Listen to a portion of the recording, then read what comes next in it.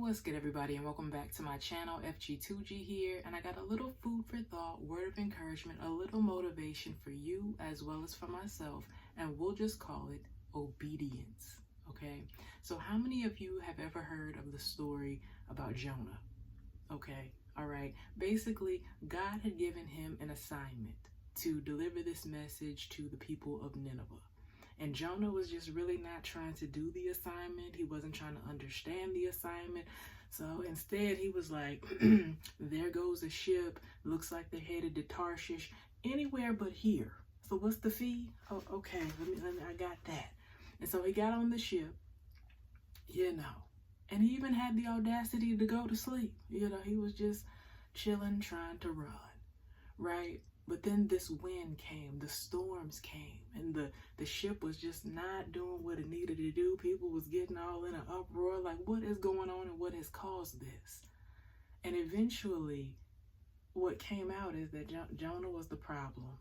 Jonah was the problem. And they was like, okay, well, what do we need to do? And he was like, if you just throw me overboard, then it'll calm down. The storms will calm down. Now listen. The people on the ship were nice enough to not throw him overboard at first. They was trying to keep going. But then the storms kept going because disobedience, right? And so eventually they threw him overboard. And the next thing I love is that it says that God provided a fish. Yep, because he knew Jonah was going to run.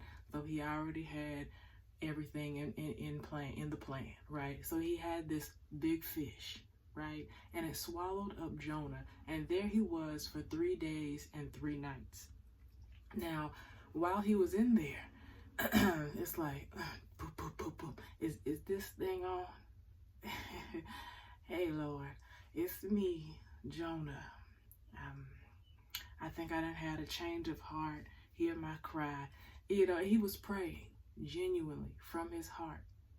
And so after the 3 days and 3 nights, God made sure he commanded the fish to vomit Jonah out on dry land, right? And then Jonah was like, I'm going to go do what I was supposed to do.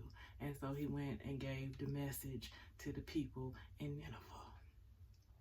So when it comes to the story of Jonah, just like anybody else's story, in the Bible, it's easy for us to read it from start to finish. And sometimes we even have the audacity to have commentary on, what we would have done differently had we lived back in those times. We have a lot to say, but we have to remember that Jonah, just like everybody else, during their lifetime, they're living in real time, just like we are. And we don't always know what comes with giving God our yes, right? And one thing, I'm just speaking for me, you have to speak for yourself, but one thing I'm learning is that when God instructs us to do something, who really are we not to do it? Like, what I'm saying? We be having all the audacity in the world in the wrong direction sometimes. Who are we not to follow instructions like we know better? Like, that's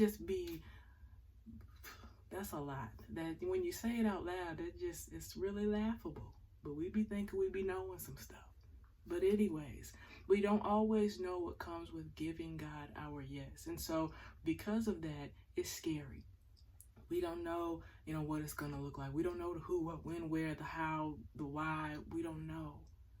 But the thing is, that's where faith and trust come in. And God knows when we're going to be running. He'll provide whatever fish we need, which is an opportunity to have a change of heart.